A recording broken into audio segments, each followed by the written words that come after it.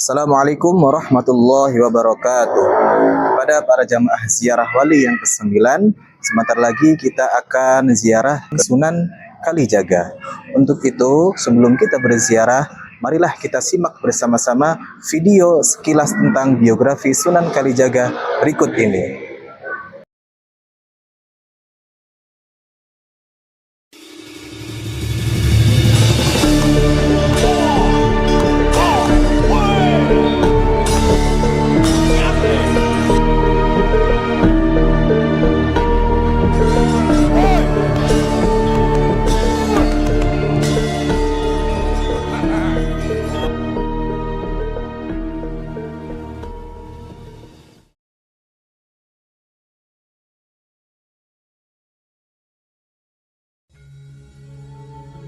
Sunan Kalijaga.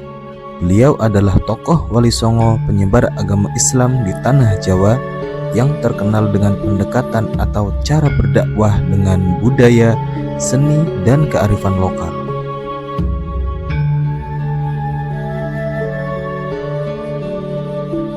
Bernama asli Raden Said, yang lahir tahun 1450 Masehi, putra dari Bupati Tuban, Tumenggung Wilatikta, dan ibunya bernama Dewi Nawaningrum. Pada masa mudanya, Raden Said sangat prihatin melihat rakyatnya menderita kelaparan akibat kemarau panjang, sementara pemerintah tetap menarik pajak dan upeti yang besar untuk dikirim ke kerajaan Majapahit.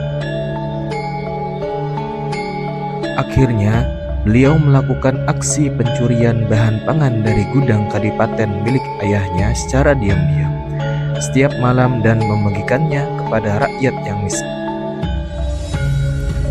Dari tindakannya tersebut, akhirnya Raden Said ketahuan. Meskipun tujuannya mulia, ayahnya sangat murka. Raden Said pun diusir dari istana kadipaten. Diusir ayahnya karena membela rakyat miskin, Raden Said mengembara ke hutan Jatiwangi.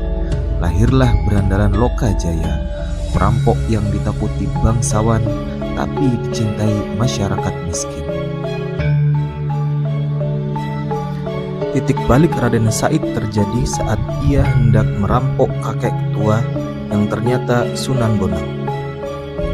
Nasihat Sunan Bonang menamparnya dengan berkata, "Allah hanya menerima yang baik, menolong hasil curian tetap bersalah."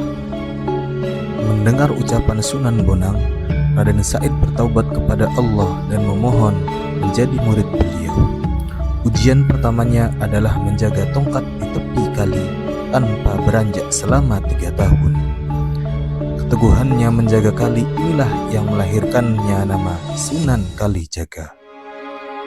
Sunan Kalijaga memiliki kedekatan dengan Sunan Gunung Jati Cirebon. Menurut Babat Demak, beliau memulai dakwahnya di Cirebon, tepatnya di desa Kalijaga, dengan misi mengislamkan penduduk Indramayu dan Pamanukan. Dengan cara demikianlah Sunan Kalijaga pun dapat memikat hati masyarakat Jawa, khususnya Jawa Tengah, hingga Islam cepat menyebar ke berbagai penjuru tanpa tekanan dan paksaan. Ciri khas dakwah Sunan Kalijaga adalah pendekatan budaya. Ia mengubah wayang dari bentuk manusia menjadi pipih dekoratif, menciptakan tokoh punakawan seperti Semar, Gareng, Petruk, dan Bagong. Sejarah mencatat 9 wali, tapi hanya 1 yang dijuluki Kalijaga karena dia jaga batasan terberat, yaitu antara iman dan budaya. Dia tidak pilih salah satu, tapi dia pilih keduanya. Hasilnya, Islam tersebar di Indonesia, masuk di tanah Jawa tanpa darah, tanpa bakar, wayang dirombak, gamelan digubah, syahadat dibisikkan di tengah tontonan. Ini strategi seorang wali, namanya Raden Said, gelarnya Sunan Kalijaga, jejaknya Indonesia.